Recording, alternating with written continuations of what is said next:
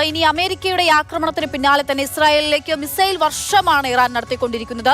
വൻതോതിലുള്ള മിസൈലുകൾ ഇസ്രായേലിൽ വന്ന് പതിക്കുകയാണ്. ജെറുസലേമിൽ ഉൾപ്പെടെ ഇറാന്റെ കൈവശമുള്ള ഏറ്റവും പ്രഹരശേഷിയുള്ള ഖുറാംഷാം 4 മിസൈലുകളും പ്രയോഗിച്ചു എന്നുള്ള റിപ്പോർട്ടുകൾ പുറത്തുവരുന്നുണ്ട്. അതിനിടെ 7B2 പോർ വിമാനങ്ങളാണ് ആക്രമണത്തിനായി അമേരിക്ക ഉപയോഗിച്ചതെന്ന് സ്ഥിരീകരിക്കുകയും ചെയ്യുന്നു. വിവരങ്ങളുമായി ഗോകുൽനാഥ് ഇന്റർനാഷണൽ ഡെസ്കിൽ നിന്നും ചേരുകയാണ്. ഗോകുൽ, അത്യന്തം അപകടകരമായ ഒരു സ്ഥിതിവിശേഷത്തിലേക്ക് പോയിക്കൊണ്ടിരിക്കുന്നു എന്നതിൽ യാതൊരു സംശയവുമില്ല. നിലവിലിപ്പോൾ ഇറാന്റെ ആക്രമണം എങ്ങനെയാണ്, പ്രത്യാക്രമണം എങ്ങനെയാണ്, എവിടങ്ങളൊക്കെ കേന്ദ്രീകരിച്ചുകൊണ്ടാണ് നടക്കുന്നത്?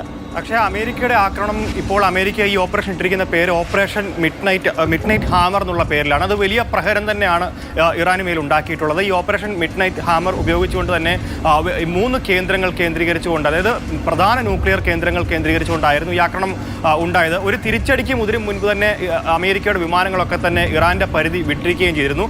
ഇതേ തുടർന്ന് തന്നെയാണ് ഇപ്പോൾ പുലർച്ചെ മുതൽ തന്നെ വീണ്ടും ഇറാന് മേൽ അതിശക്തമായിട്ടുള്ള ബലിസ്റ്റിക് മിസൈൽ പ്രയോഗങ്ങളും ഡ്രോൺ ആക്രമണങ്ങളും മുൻപോട്ട് പോകുന്നുണ്ട് എന്നുള്ളതാണ്. മുൻപ് നമ്മൾ കണ്ടതാണ് ബീർഷബയിലെ ആശുപത്രികൾ കേന്ദ്രീകരിച്ചുകൊണ്ട് ഇറാന്റെ ആക്രമണം ഉണ്ടാകുന്നത്.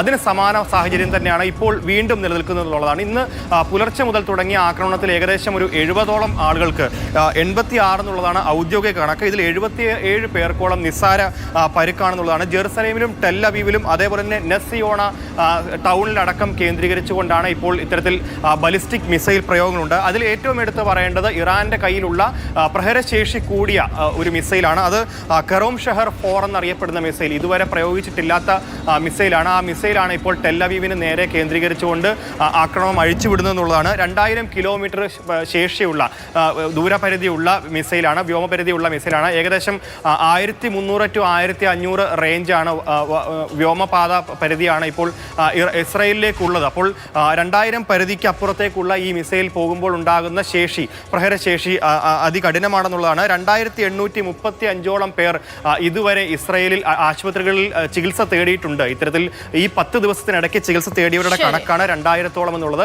അതേസമയത്ത് തന്നെ മരണസംഖ്യ. ഗോകുലാണ് വിവരങ്ങൾ നൽകിക്കൊണ്ടിരിക്കുന്നത്.